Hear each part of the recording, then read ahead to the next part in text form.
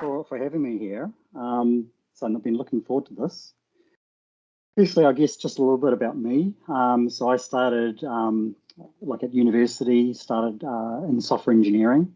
But when I came out of university, my first job was not so much building products for software, I was actually implementing systems. And so in those early days, it was actually library management software that you could see in the library. But then I sort of fairly quickly moved into project management. And then I did that for about 10 years and I was working in some big corporates.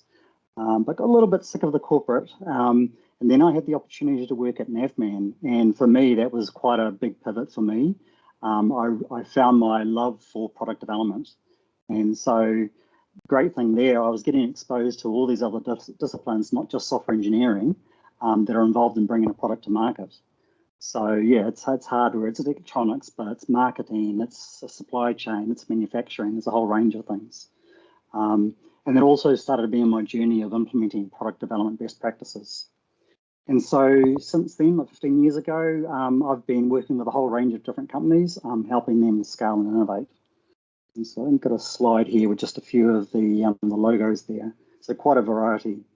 I've also worked with quite a few companies bringing physical product to market, which is a bit different than just software development. Cool. So as my the title of my presentation sort of says, it's that journey from a tech startup to a product superstar, and often a lot of people go into that thinking, yeah, this is going to be easy. I've got a great product. It's going to be amazing. But often it looks a little bit more like this. And then things like this happen. So Masood wanted me to have some reference to COVID, so I've done that. So I can tick that one off. So yeah, look, it is tough. There's a lot of ups and downs as you start your company, as you grow it and scale it into a big company. So what I want to do is sort of talk about a few of these things tonight. The first thing I guess just wanted to define is what is product management, and there's quite a few definitions that are out there. So what did I do? Well, I just searched the internet and just came up with some statements. I'm not going to read through these all, but I've highlighted a few words in red. And what I'm hoping you're getting from sort of looking through this, browsing through this, you're thinking, wow, actually, there's a lot more to product development or product management than just building the product. There's a whole lot of other things you really need to consider. So yeah, there's a lot to do with that. So I've worked for a range of companies ranging from startup through to late stage. So what I thought I'd do is sort of talk about that journey from the startup, going through those different stages, and just throw in a few product management concepts in there and some lessons and tools and techniques that I've used over the years and found valuable. So startup, where does it start? Sometimes it's just, hey, I've got an itch and I need to scratch it. I've got a problem that I want to solve, so I can go and build something to solve my problem. But putting the sort of product management sort of cap on, you're really thinking about, okay, well, I've solved it for me. Ooh, I wonder if there are other people out there that have got a similar problem. So you sort of start thinking bigger picture. But at the same time, spin it around and you think, yes, I've come up with this great product. Everyone's going to love it. But you tend to forget that are there people actually out there with that same problem that you might have? So you really need to be wary of that. In some situations, you might just simply be building something for someone else. So you're just a dev shop. So really, all you're really doing is providing services to build things for other people. The problem with that model is it doesn't really scale very well. You get more revenue by billing more hours, but to bill more hours, you need more people and there's more cost. So you don't necessarily get the higher profit margins that you're really after. And so really what we're looking to do, putting that sort of product management hat on, is looking for opportunity to, well, why don't we invest our development effort into building this product into like a product platform? And then the idea there is you build it once and then you sell many times. And so what that means is you can get a much higher return on that work as opposed to just burning some hours. Oh, the other thing to note, yes, and a lot of entrepreneurs will tell you, there's a lot of luck involved, being in the right place at the right time. But look, there are things you can do to move the odds in your favor. And hopefully some of the things I'll talk about tonight will help you with that. So as a startup, really your first goal really is finding that problem. Is there a problem out there that we can solve? And also, is it a problem that people actually want to have fixed? Sure, we might have a solution for that, but yeah, it might not be such a serious problem as maybe you think. So once you've been doing some work there and have a much better understanding of what it is, and you think you've found that product that solves that problem, then you need to scale it up and start thinking about, well, all right, well, here's my product. Now, what is it at a market level? The problem is when you're only talking with a few people in the early stage there, the early adopters, as we sometimes call them, you've got such a small sample size. So what you need to start doing now is start looking much wider and just see, can we solve problems for many people? And alongside that, of course, are they willing to pay for it? So there are some really important things to do. So as a startup, what you need to be able to do is get really good at running experiments. So you have a hypothesis. So here's your, I think here's a problem. I think I've got a solution for it. So that's your hypothesis. Now what you need to do is to run some quick and easy experiments to basically validate that. So you want to build something, just really basic prototype, then do some testing, and then get some learning from that, putting it in front of customers and getting some feedback, and then going through that many times. So you need to get really good at running experiments. The other thing that's really important is actually being able to talk to the customer. And so yeah, Collart introduced me to Startup Weekend many years ago, and for me it was quite a big sort of life-changing thing for me, just in terms of yeah, where your focus needs to be. So Startup Weekend, if you don't know what it is, basically you have a big bunch of people. There'll be some people with some ideas. They'll pitch it. They'll their ideas. Then they'll form some teams, and then they go and build that product over the weekend, and then pitch it at the end to like a Dragon's Den.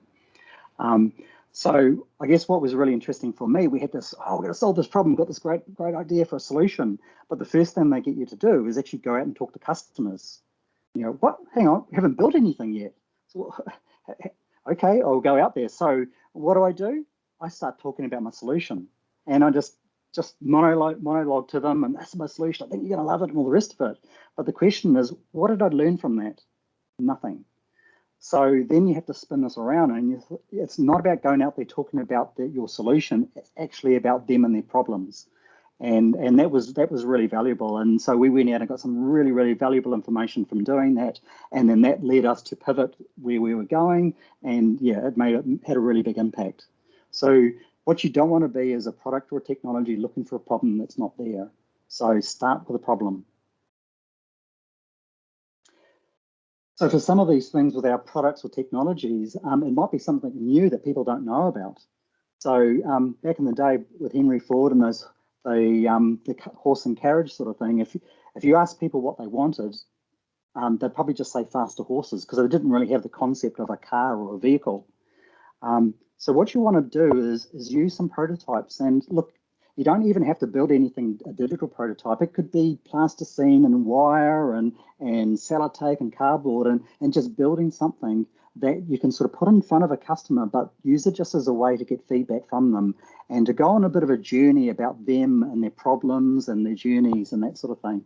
And so that really helps you to build much better understanding of them and their world, and also finding those real gems, which are those problems that they want fixed.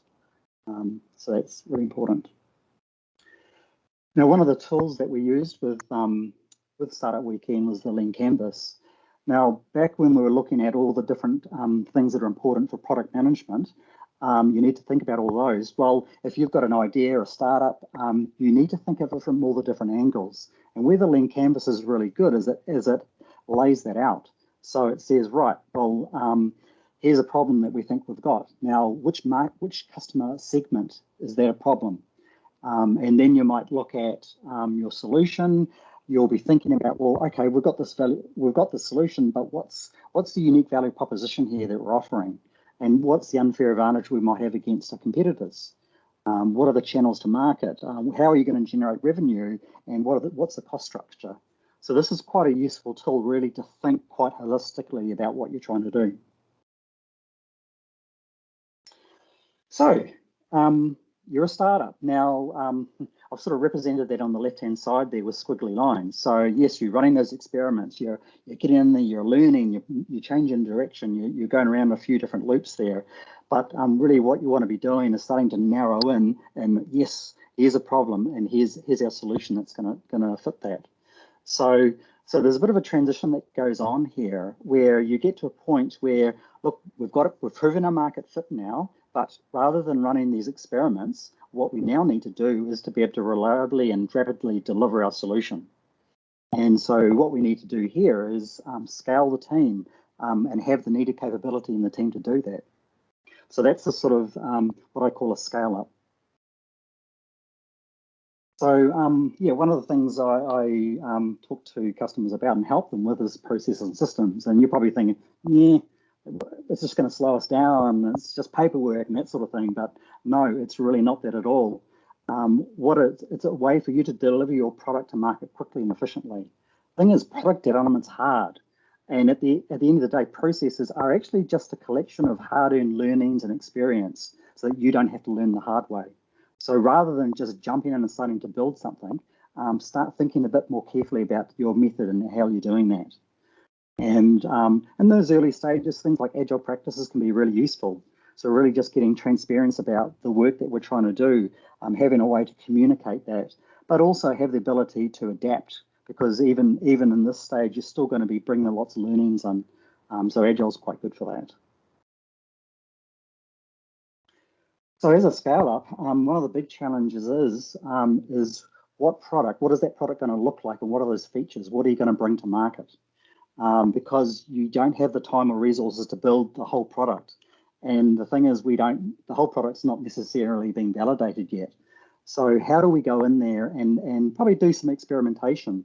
And the way we do this is through a minimal viable product. So it's a product minimum feature set, but you're looking to capture as much sort of validated learning as you can about the customers. And so it's all about gathering insights and testing your concept. And then once you learn that, then you can iterate that onto your product. And just with the graphic I've got shown there, an MVP is not doing a bit of functionality and then it's unreliable, unusable, and looks crap. No, what it is, it's something it's more of a slice. It's a piece of functionality that's designed well, it's reliable, it's usable, and it looks really good. So that's really what you want to do in terms of an MVP. Okay, so we've gone through that scaling, we're bringing that product to market. Now, at some point, you're going to be what I call a mid-stage company. So where we may have had just like a product in a market, what you may now be thinking about is, well, we want to have multiple products and multiple markets. Now, up to this stage, you probably, one of the problems is you're wearing multiple hats. So the CEO is often the CEO, he's the salesperson, he's the product manager, he's everything. And the problem is, as you saw in that first slide with those different things you need to consider, it's quite a complicated role. There's a lot of considerations there, and the CEO is not always the right person to do that. So it's probably at this point, you're probably needing to think about someone who can dedicate their time to that, a product manager. And so some of the challenges that the product manager is going to have is you just can't be delivering features to every customer's request. I've got a customer at the moment where, they've got all this development plan for their product, but it seems to always get superseded by a customer asked for this and a customer asked for that, or they won't make the sale unless we have that feature. And then what they're not doing is investing in the product. And so one of the key things is being able to say no, so that you can invest in the product and meet the requirements of many. The other thing I wanted just to add here as well is remember customer experience. Sometimes that gets a little bit lost. And just thinking about a customer going through the full customer journey, right through from finding out about your product and going online and purchasing it, how they're going to solve problems when it's not working. They want to upgrade it or service it. Think about the whole journey, because you can drop the ball many times. Here's another sort of interesting concept here. So when you're thinking about your innovation and thinking about the product, the features, there's a few aspects to consider here. The first is, well, technically, is it feasible? Because if we try and deliver this to market and technically it won't work, then you're going to have an issue there. You need to think about desirability. yep, we can come up with this great product, but unless the customer really wants it and it's going to solve a problem, then it's not necessarily going to be the best thing to do. And then, of course, there's viability. And what I mean is here is, like, can we actually make money from this? So you need to be thinking about those three areas. And so in terms of innovation, there's a bit of a sweet spot in the middle there. Just a few points here. Often you've got to make decisions.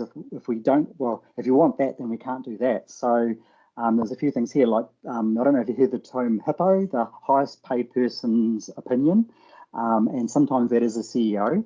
And so one of the things you want to do there to deal with that is as a group think about, well, what makes a great idea? We want to deliver a value to the customer. We want to solve problems. We're going to get return on investment. Aligns with their strategy. So there's a number of factors there, so that when the CEO does come along with their pet idea, then you can look at it objectively and assess it. And then you want to do validation. Need to be thinking about the future, so do invest in research. Could be technology, it could be market research. And often by this point, you've probably built up a lot of technical debt. So again, that needs to be part of that decision-making process. And so, yeah, move away from just delivering features to really thinking about delivering value. And lastly, I guess once you're a mature company, by the way, Navman, that's the first product I worked on Navman. And the reason why I put it there is, look, there's not many people that would actually have a device like that. They'd stick to the windscreen of their car now. So things have moved on. Technology's got better. So one of the key things there I note under cash cow is, look, yeah, you might be making all your money there now, but what about the future? So rather than being disrupted, you want to be disrupting other people. And one way to do that is looking at that sort of product and technology roadmap and sort of laying that out. Cool. So that's about it from me. So I've covered quite a few things, but yeah, do some reading. There's a whole bunch of things out there. Strategize has got some great canvases. We saw the Lean Canvas. Marty Kagan, he's a great person in terms of product. There's blogs, including one of mine. There's networking groups out there. Just get out there and meet with other people. There's a Facebook group there that's really good. And also Startup Weekend. So if you ever got the opportunity to do it, I definitely recommend it. Cool, so that's it from me. Awesome.